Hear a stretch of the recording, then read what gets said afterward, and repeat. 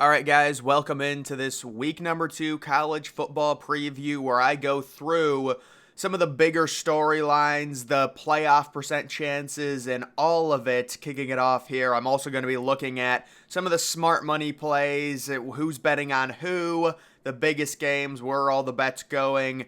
Let's first look at the current analytical rankings based off of the past week. Going into week 2, teams with the best chance to make the college football playoff. You can see Georgia down 17%, and that seems about right. Right now, even Georgia fans are admitting, they don't think their team's that good this year. I think Georgia possibly could lose a regular season game and then lose in the SEC championship. That would knock them out. You've got Alabama up one spot. Really, it's pretty wide open, I'll say, because no team is above 52% chance right now. Florida State up 27% and up 8 spots right at 40%. Ohio State down 11%. That's from the analytics reacting to Ohio State's really poor offensive performance in week 1. You've got Oklahoma up significantly. So this is where analytics, it's tough to really trust them in a situation like this early in the season. Yes, Oklahoma, it was very dominant, 73 to nothing, and obviously analytics are going to love domination wins like that, but should that really bump them up to 40% chance of making the playoffs? No. They've been overhyped there because of that. They're ahead of Michigan. I mean, come on. So Michigan down 7%. It was kind of it was a fine game against East Carolina. It kind of felt like Michigan wasn't trying, especially in the second half of that one.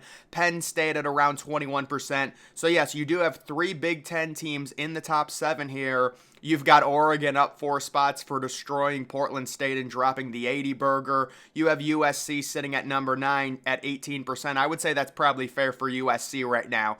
There's a lot of hesitation on putting USC for me inside of the top 7 because of their defense. And then Notre Dame, they are at 14%. You also have Washington moving up. There's Texas, Tennessee.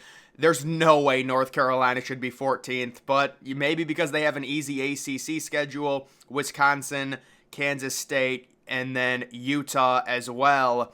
Those are just some rankings there. And then this is the week 2 watchability. So games that we should be watching. We're finally getting some good football. Week 1 was really bland. I mean, when you're hyping up North Carolina versus South Carolina, you know it's a bad week. Let's just call it what it is.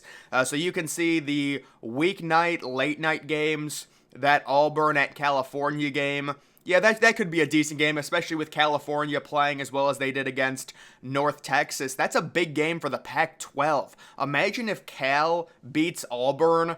I mean, Cal is going to be one of the worst teams in that conference, but that would be a big win. You have Illinois at Kansas. I love Kansas in that matchup. Illinois, I have not bought them at all.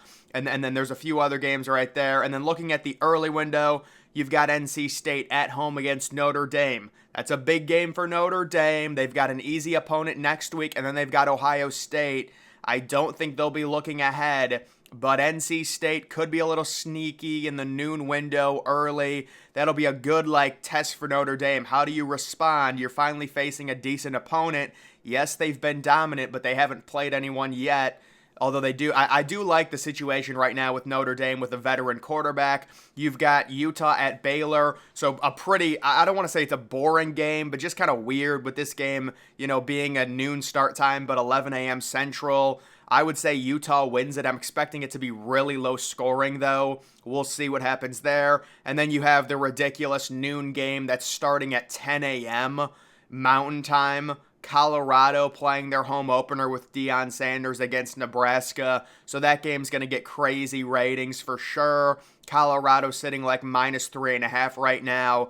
Honestly, with the way Nebraska plays, Nebraska will cover this spread, but they'll lose. I'm not even kidding. I think Nebraska probably loses by 1 or 2 points. Or even a field goal, but they'll cover. Just because there's so many people, I feel like, betting on Colorado right now.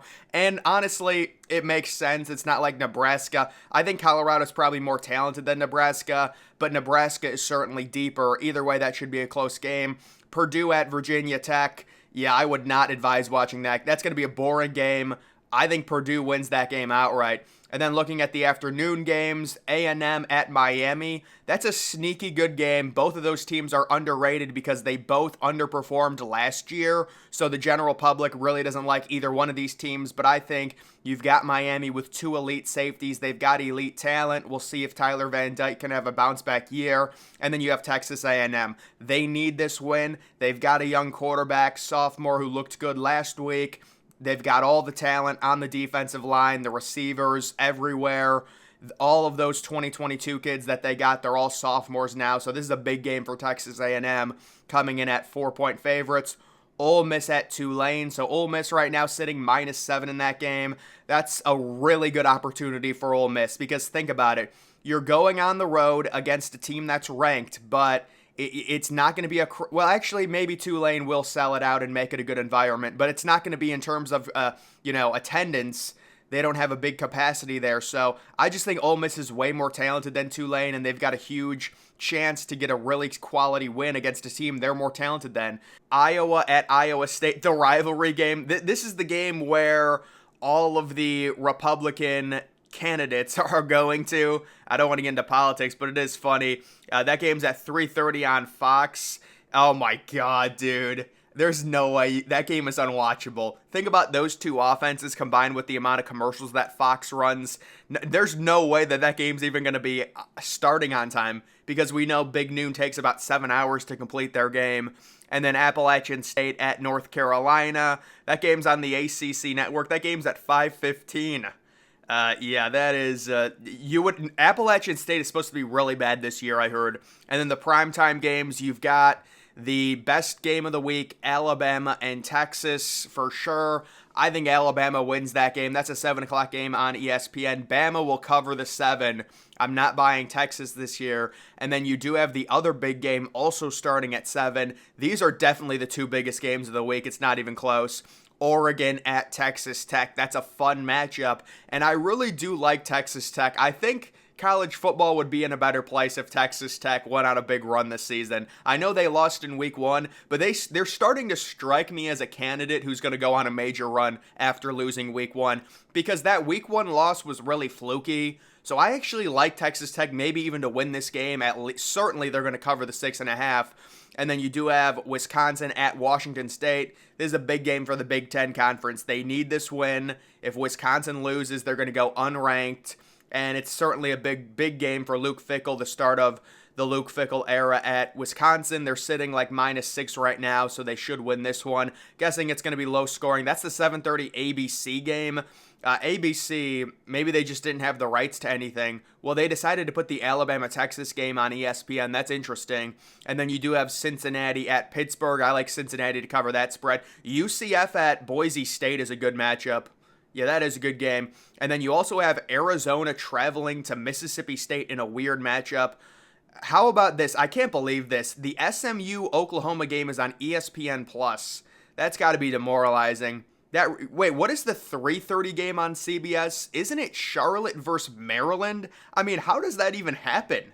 It's very strange. Oh, no. Never mind. I think that's next week. The 3:30 game on CBS is UNLV at Michigan, which honestly is horrifically bad as well. And then going in depth on some of the betting, you can see the game tonight, Illinois at Kansas.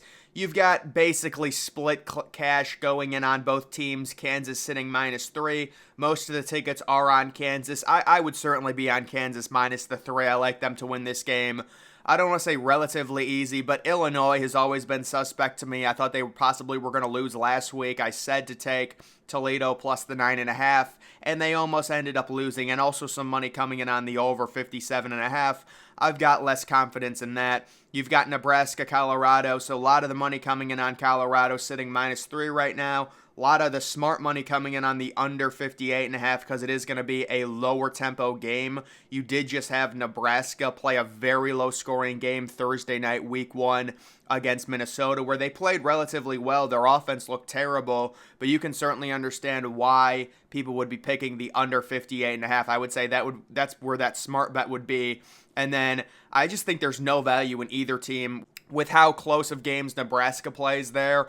You've got Oregon at Texas Tech plus 6.5. Some of the cash, 58% of the cash going in on Tech. A lot of the general public going in on Oregon minus the 6.5. I just don't see much value in Oregon minus the 6.5.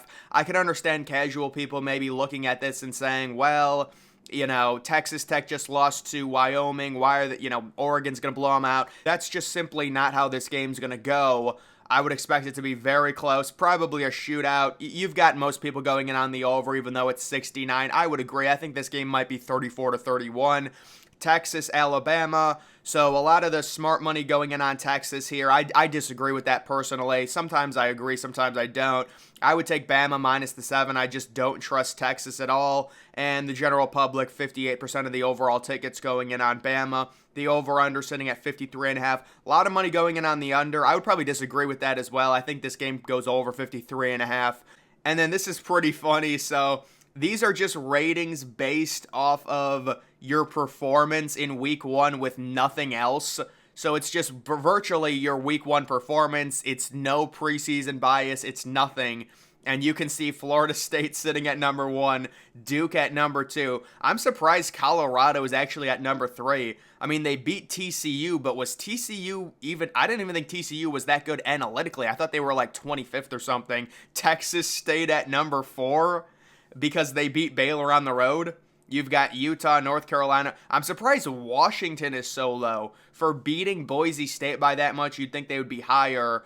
But that is funny. Northern Illinois at 18. Imagine if this is how they ranked teams. Michigan outside the top 25 because I guess they didn't cover or whatever. But that is just a funny thing to look at. Either way, guys, that is going to do it for this video. Make sure you're following me on X. Link to that's always in the description.